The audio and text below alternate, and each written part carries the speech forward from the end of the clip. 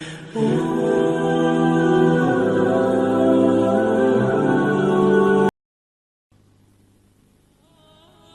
کے سوا کسی اور کی اطاعت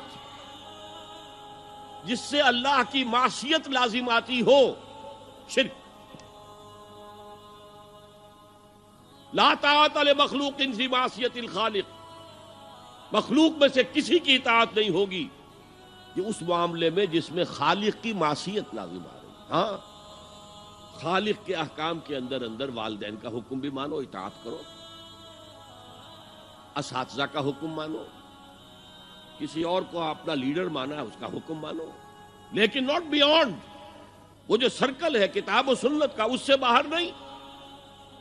لا طاعت لمخلوق فی معصیت الخالق، یہ آپ الجبرے کے فارمولے کے طور پر اپنے سامنے رکھیے، اب اسے اپلائی کیجئے۔ جیسے فارمولوں کے ذریعے سے پھر بڑے بڑے وہ سم جو ہے وہ حل کیے جاتے تھے سوالات۔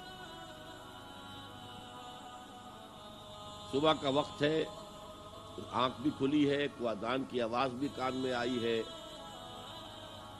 آپ کا نفس کہتا ہے ابھی سو جی۔ آپ نے اپنی چادر یا کمبل کو درست کیا اور کروٹ لی اور سو گئے۔ یہ کیا ہے؟ آپ نے کس کا حکم پیچھے پھینکا اور کس کا حکم مانا؟ اللہ کے حکم کو پیچھے پھینک دیا، نفس کے حکم کو آگے رکھا۔ یہ شرک، اس شرک کو جاننے والے بہت کم ہیں۔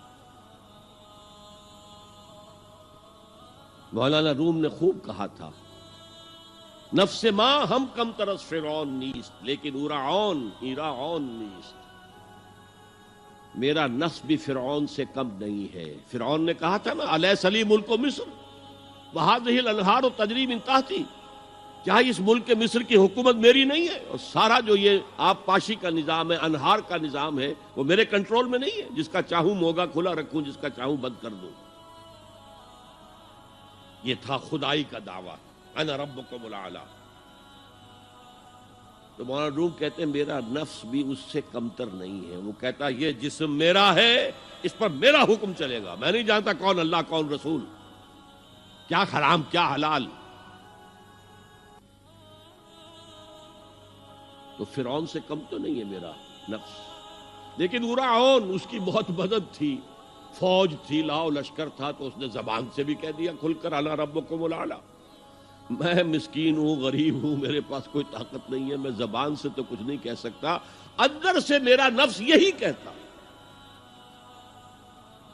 یہ نفس کی حکومت قرآن کہتا ہے، میں حیران ہوتا ہوں، دو جگہ یہ مضمون آیا ہے، ارأیت من اتخذ الہہ ہواہ افانت تکون علیہ وکیلا۔ اے نبی تم نے دیکھا اس شخص کو، اس کے حال پر غور کیا جس نے اپنی خواہش نفس کو اپنا الہ بنا لیا ہے۔ اللہ اکبر، الہ، لا الہ الا اللہ، کلمہ توحید کا مرکزی لفظ یہاں آ رہا ہے، من اتخذ الہہ ہواہ، جس نے اپنی خواہش نفس کو اپنا معبود بنا لیا، الہ بنا لیا۔ افانت تکون علیہ وکیلا، کیا آپ ایسے شخص کی کوئی ذمہ داری لے سکتے ہیں؟ سود حرام ہوا کرے جی، حرام ورام، ہمارا دھندا جو ہے وہ آگے بڑھ نہیں سکتا۔ تو اللہ کے حکم کو پیچھے ڈالا، نفس کے تقاضے کو آگے رکھا۔ کون معبود ہے آپ کا؟ نام عبداللہ رکھیے، نام عبد الرحمن رکھیے، ہے عبد النفس، نفس کے بندے، نفس کے غلام۔ یہ میں نے یوں سمجھیے کہ جیسے میں نے ہجرت اور جہاد کی ڈیفینیشنز کی تھی۔ ہجرت کا بیس کیا ہے؟ پوچھا گیا ایو الہجرت افضل یا رسول اللہ، اے اللہ کے رسول بتائیے سب سے اعلیٰ ہجرت کون سی ہے، افضل؟ فرمایا ان تہجر ما کرہ ربک، ہر اس چیز کو چھوڑ دو جو تمہارے رب کو پسند نہیں۔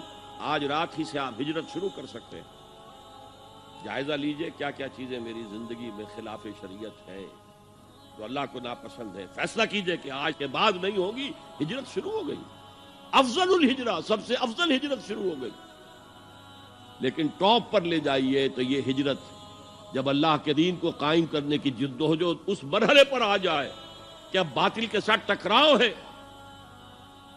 اور اب چاہیے کہ ساری قوت ایک مرکز پر جمع ہو جائے، ہجرت فرض کر دی گئی، وہ ہجرت گھر بار چھوڑ کر، اہل و عیال کو چھوڑ کر اور مکے کے بھیڑیوں کے رحم و کرم پر چھوڑ کر اپنے گھر والوں کو جو لوگ ہجرت کر کے آئے، حکم تھا۔ ہجرت مدینہ فرض تھی، ہجرت حبشہ فرض نہیں تھی، صرف اجازت تھی کہ جن سے سختیاں نہیں جھیلی جا رہی مزید وہ چلے جائیں۔ تو ہجرت کا یہ ابتدائی نقطہ، انتہا یہ جہاد، المجاہد من جاہد نفسہ، جہاد تو یہاں سے شروع ہو گیا، اپنے نفس کے خلاف جہاد کرنا۔ صبح نفس نے کہا ابھی سو جاؤ، آپ نے نفس کی بات کو رد کیا، اپنا کمبل اٹھا کے پھینکا، اٹھے، وضو کیا، نماز کے لیے آپ مسجد چل دیے، آپ نے جہاد کیا نفس کے خلاف۔ یہ افضل الجہاد ہے، اور سب سے چوٹی اوپر یہ ہے کہ جب وہ حق و باطل کی جنگ ہو تو جان ہتھیلی پر رکھ کر میدان میں حاضر ہو جاؤ۔ هي الحلقات تحفظني بآيات من القرآن